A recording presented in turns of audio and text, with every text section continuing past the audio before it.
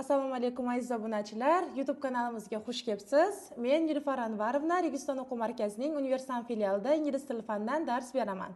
Bugun biz sizlar bilan yangi loyihaga start berdik. Bilim va malakalarni baholash agentligi tomonidan davlat test imtihonlarida sizlarga taqdim etiladigan ingliz tili fanidagi test savollarini yangicha formatda birgalikda ko'rib, o'rganib, tahlil qilib boramiz. Tayyor bo'lsangiz boshladik. Biz bugungi kunda sizlarga taqdim etadigan video va bundan keyingi to imtihon kuningizgacha berib boradigan videolarimizdagi test savollari formati bilan deyarli bir xil bo'ladi. Xudo xohlasa, siz bu videolardan faqatgina manfaat olasiz. Bugungi bizning ilk darsimiz kirish darsi bo'lgani uchun men sizlarga imtihonda tushadigan savollar aynan qaysi mavzularni o'z ichiga qamrab olishi va umuman yangicha turdagi savollar qanday bo'lishi kerakligi haqida aytib o'taman va sizlar bilan qisqacha buni video tahlilida ko'rib o'tib ketamiz. Demak, biz testimizni hozir ochib oldik. Savollarni ko'rib o'tamiz. Mana bu yerda 30 ta savol berilgan. 30 ta savolimizdan e'tibor berayotgan bo'lsangiz 18 tasi grammatikadan iborat bo'ladi hamda 3 ta reading sizga taqdim qilinadi. Bu 3 ta readingni qiyinlik darajasi birinchisi osonroq, ikkinchisi ozgina qiyin, o'rta qiyinlik darajasida va uchinchisi ancha murakkabroq holatda bo'ladi. Demak, biz sizlar bilan bugun hozir testimizda qanaqa savollar ko'proq mashhurligini, umuman qanaqa savollar ko'proq tushishini birgalikda ko'ramiz. Hozir ayni damda meni qo'limdagi test, mana e'tibor bergan bo'lsangiz, sotish taqiqlanadi deb yozib qo'yilgan. Bu o'sha Bilim va malakalarni baholash agentligi tomonidan namuna sifatida berilgan test hisoblanadi, ya'ni original test. E'tibor bergan bo'lsangiz, birinchi savolda bu yerda zamonlardan savol boshlanyapti. Bu juda ham oson test. Menimcha hamma zamonni allaqachon o'rganib bo'lgan. Va keyingi savol turida artikellarni ko'rishimiz mumkin. Demak, artikellarni qaytarib qo'yishingiz kerak. Va uchinchi savolimiz ham yana bir marta zamon testlaridan iborat. To'rtinchi savolimizda esa, demak, modal fe'l hamda umuman so'z qo'yish. Shuningdek, bitta narsani aytib o'tib ketishim kerak. Yaqin 2 yildan beri TTM test savollarida, umuman imtihon savollarida biz ko'rib turibmiz, ko'proq lug'atga oid bo'lgan testlar juda ham ko'p tushyapti. Ya'ni bu yerda 30 ta savol bo'ladigan bo'lsa, shuni 5 tasi yoki 4 tasi lug'atga oid savollar hisoblanadi.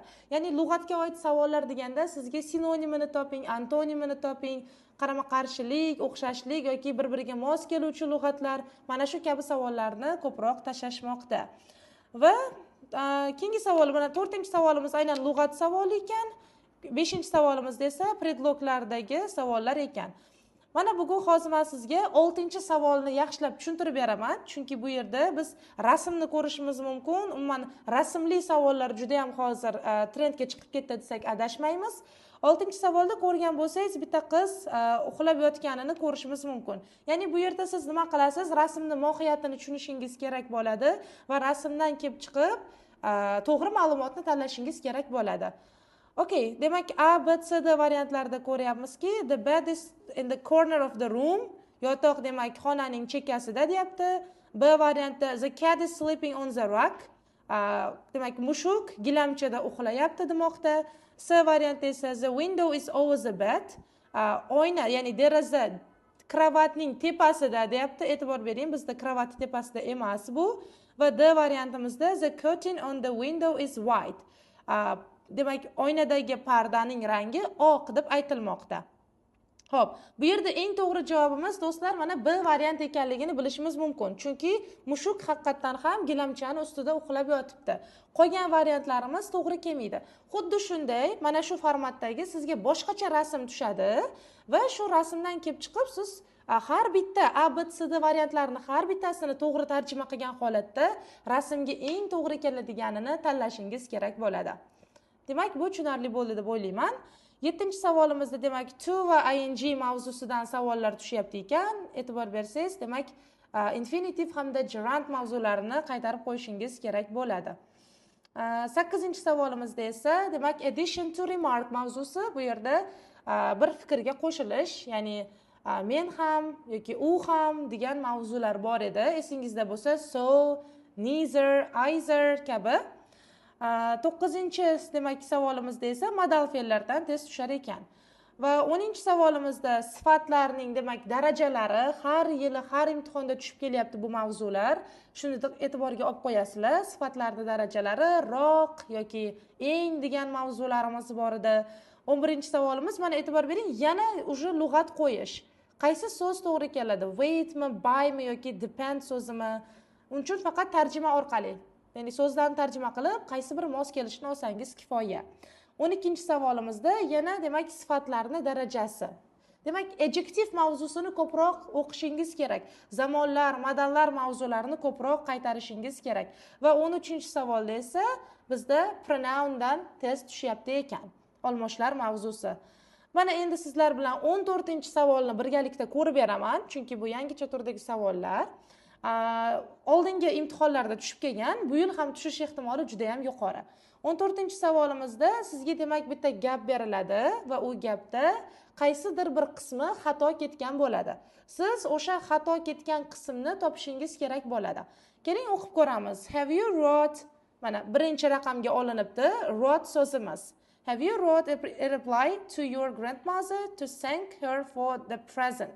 Sen demak buvingga yozdingmi javob xati, rahmat aytish, ya'ni rahmat sovg'asi uchun rahmat xatini yozdingmi deyapti. Mana sizga 4 ta so'z demak chizib berilgan. Bu yerda to thank, present, reply to, wrote. Bu yerda qaysi biri xato turibdi? Nima deb o'ylaysiz? Bu yerda albatta bizda birinchi savolimiz xato, so'zimiz xato, wrote emas, written bo'lishi kerak edi. Ya'ni nimaga? Present perfect zamonida biz fe'lning 3-shaklini ishlatishimiz kerak edi. Demak, bizda bir xato bo'lgani uchun variantimizdagi C variantni olamiz. Chunki C variantda bir raqami turibdi. Ya'ni o'sha qaysi raqamda xato bo'lsa, siz o'sha raqamni variantdan olishingiz kerak bo'ladi. Birinchi xatomi? Demak, birni tanlashimiz kerak bo'ladi. Demak, 14-savolni ham tushundingiz deb umid qilaman. 15-savolimizda esa mana so'g'atlarni albatta o'rganib qo'ying. Har yil imtihonda tushib kelayotgan savollardan biri. Bu yerda mana 15-savolni tushuntirib o'tib ketaman. My children normally go to bed at, but they are allowed to stay up later on Saturdays. E'tibor bering, soatimiz 9 dan 20 minut o'tdi. 9 dan 20 minut o'tdi qanday aytiladi ingliz tilida? Shu narsani ko'ramiz. A variantda quarter past 9 degani 9 dan 15 minut o'tdi degani, quarter degani 15liklarga keladi. 20 minutes to 9 degani 20 takam 9 degani. Bu umuman to'g'ri kelmaydi, chunki 20 takam 9 bu 8 dan 40 minut o'tdiga teng bo'lishi kerak. Bizda 9 dan o'tib ketgan. Demak, biz C variantni olamiz. 20 minutes past 9, ya'ni 20 minut o'tdi 9 dan. Juda ham oson. Okay. Let's move on. Demak, 16-savolimizda qo'sh tirnoqning ichidagi savollar direct, indirect speech mavzusidan tushgan.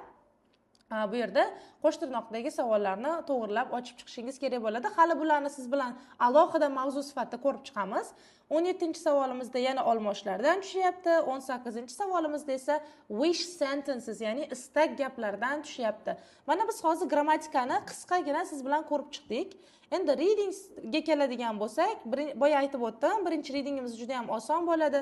Men odatda readingni o'quvchilarga avvalo savoldan boshlab o'qishni tavsiya qilaman. Birinchi, masalan, 19-savol kelayotgan bo'lsa, 19-savolni o'qib, yaxshilab tarjima qilib savolni, undan keyin readingga demak nima qilishingiz, yo'nalishingizni tavsiya qilaman. Chunki nimaga? Vaqtimiz juda ham chegaralangan bo'ladi. Bir soatda siz hamma testlarni effektiv, ya'ni samarali tarzda ishlab bo'lishingiz kerak. Vaqtni tejash uchun ham savollardan birinchi boshlab ketishingiz yaxshi. Demak, mana shunday.